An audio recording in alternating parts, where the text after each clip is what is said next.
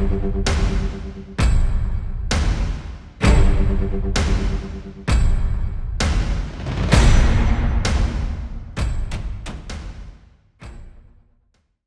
are paintings that we admire, and then there are paintings that we endure. Images so potent, so raw, they feel less like art and more like an open wound. This is one of them. At first, you might not even understand what you're seeing. A father cradling his son, perhaps? A moment of comfort in a dimly lit room? But then your eyes adjust. You see the blood. So much blood. It pools on the floor, it soaks the son's clothes, it stains the father's hands. And then you see his eyes. The father's eyes. They are not the eyes of a comforting parent. They are wide with a horror so profound it seems to shatter the very canvas. This is not a scene of solace. This is the unbearable silence after a scream. This is Ilya Repin's masterpiece, Ivan the Terrible and his son Ivan. And it might be the most disturbing painting in Russian history, because in this chilling embrace we see a monster. And what's truly terrifying is that he looks so painfully human. Look closer. The room itself tells a story of chaos. The rich, ornate rug is crumpled. A throne-like chair is overturned in the background. The struggle has taken place here. This was not a quiet, stealthy attack. This was an explosion of rage. Our eyes are drawn to the weapon, discarded on the floor. The Tsar's scepter, a symbol of power, now an instrument of murder. The blood trail leads us from the son's temple, down his face and onto the floor, a gruesome path of destruction. Now, look at the son. His face is a paradox of tragedy. There is pain, yes, a tear escaping his eye, but there is no anger, no hatred for the man who has just ended his life. His body is limp, accepting of his fate. His hand gently touches his father's arm, a final, soft gesture. It's almost as if, in his last moments, he is forgiving his own murderer.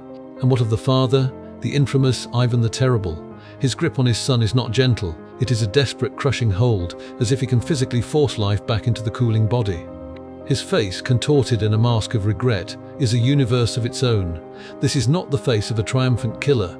This is the face of a man who has just destroyed his own world.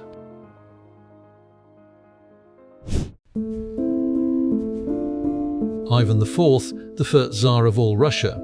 His nickname, Grozny, is often translated as terrible, but a more accurate translation might be formidable or inspiring fear. And he was certainly formidable. A brilliant and devout ruler, but also prone to violent paranoia and brutal fits of rage. He had a son, the Tsarevich Ivan Ivanovich, his heir, and in 1581 the young Ivan died. The most widely accepted story, and the one Repin chose to paint, is a horrifying one. The Tsar, in a fit of rage over his pregnant daughter-in-law's inappropriate clothing, struck her. When his son defended her, Ivan's fury turned on him. He struck his son on the head with his pointed scepter. According to this account, as his son collapsed, Ivan's rage instantly turned to despair. He cried out, "I have killed my son. I have killed my son."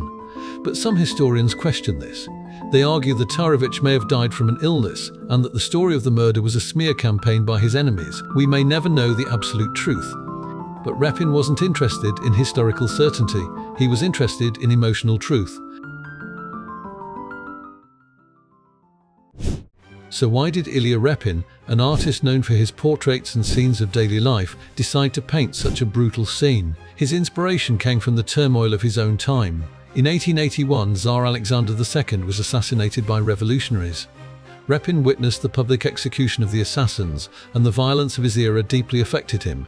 He wrote that he was infected by this bloodiness and felt compelled to find an outlet for these feelings in history. The process of painting was torturous. Repin said, "I painted in tears, I was tortured." When the painting was finally unveiled in 1885, it caused a scandal. Tsar Alexander III banned it from public display, the first painting to be censored in the Russian Empire. It was deemed too disrespectful, too gruesome, but the controversy didn't end there. In 1913, a mentally ill man slashed the canvas with a knife, screaming, "Enough with the blood!" And incredibly, in 2018, another man attacked it with a metal pole, shouting that the painting was a lie. This canvas isn't just paint on fabric, it's a flashpoint for a nation's identity and its relationship with its own violent past.